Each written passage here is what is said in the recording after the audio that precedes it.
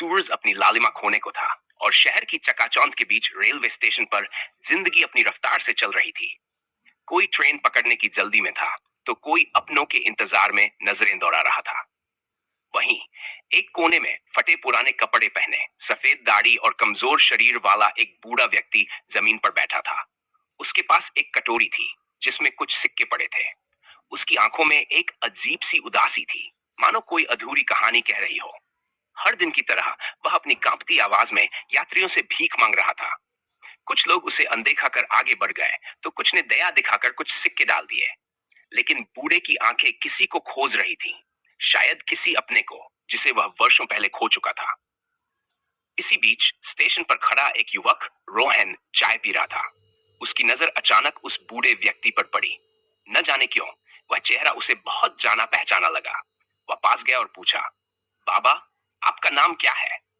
बूढ़े ने थकी हुई आवाज में कहा, बेटा, अब मेरा कोई नाम नहीं, लोग मुझे बस भिखारी कहकर बुलाते हैं। रोहन को कुछ अजीब महसूस हुआ। उसने धीरे धीरे उनका अतीत जानना चाहा। बूढ़े की आंखों में आंसू आ गए। उन्होंने बताया कि वह कभी एक सम्मानित शिक्षक थे जिनका नाम श्याम नारायण था, लेकिन बेटे की मृत्यु के बाद उनकी बहू ने उन्हें घर से निकाल दिया।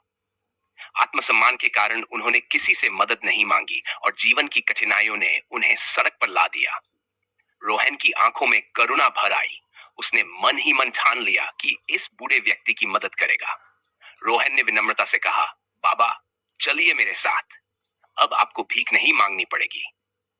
पहले तो बूढ़े ने इनकार किया, लेकिन रोहन के प्रेम और आदर से भरे शब्दों ने उनका दिल पिघला दिया। रोहन उन्हें अपने घर ले गया।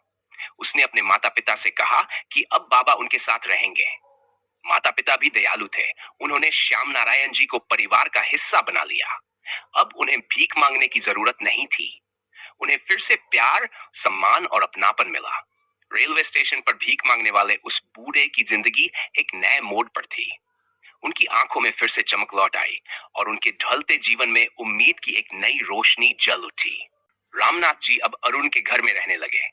वहां उन्हें सिर्फ भोजन और वस्त्र ही नहीं, बल्कि आदर और स्नेह भी मिला। हर शाम वे अरुण के माता पिता के साथ बैठकर अपनी पुरानी यादें और कहानियां सुनाते।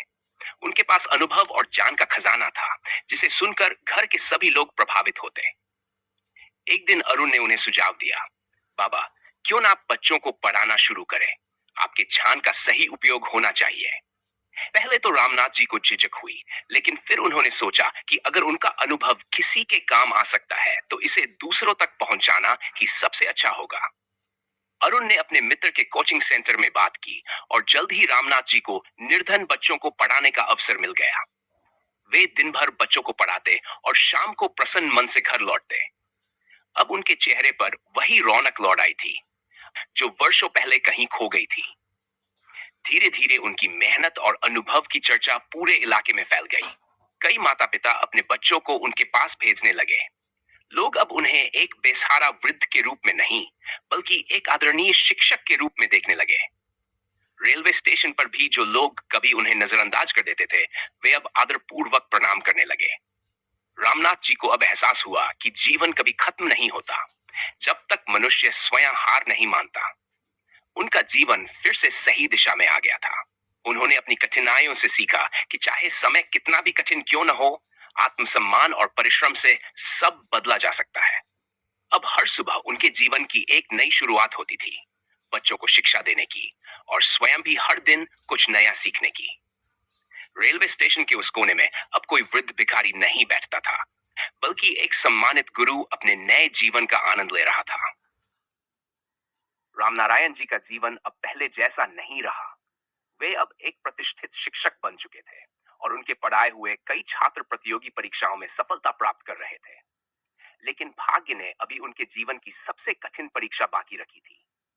एक दिन जब वे कोचिंग सेंटर में पढ़ा रहे थे, तभी एक महिला अपने बेटे का दाखिला कराने आई। जैसे ही रामनारायण जी की नजर उस पर पड़ी, उनके चेहरे का रंग उड़ गया। वह कोई और नहीं, बल्कि उनकी बहू सविता थी, वही जिसने सालों पहले उन्हें घर से निकाल दिया था।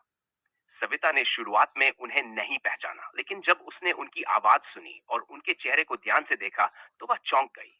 शर्म से उसका सिर झुक गया। रामनारायण जी ने अपनी भावनाओं पर काबू रखते हुए शांत स्वर में पूछा, बेटी, कैसी हो? सविता की आंखों में आंसू आ गए। कांपती आवाज में उसने कहा, बाबा मुझे माफ कर दीजिए।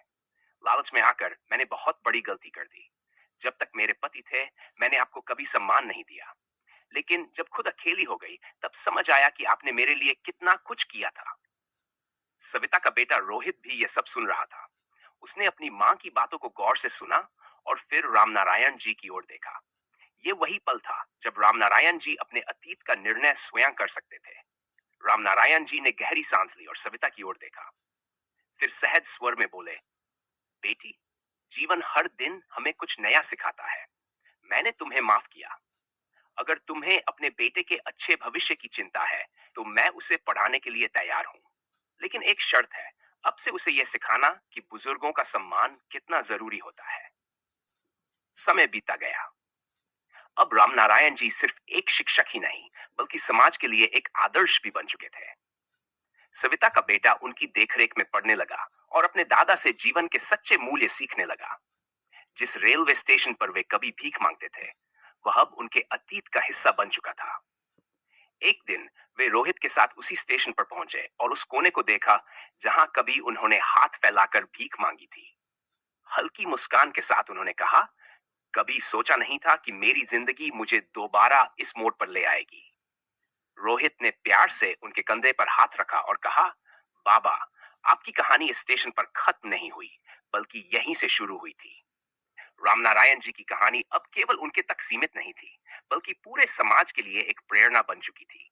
उनके संघर्ष और सफलता की गाथा अखबारों और सोशल मीडिया पर फैल गई थी। कई लोग उनसे मिलने आते और उनका आशीर्वाद लेते।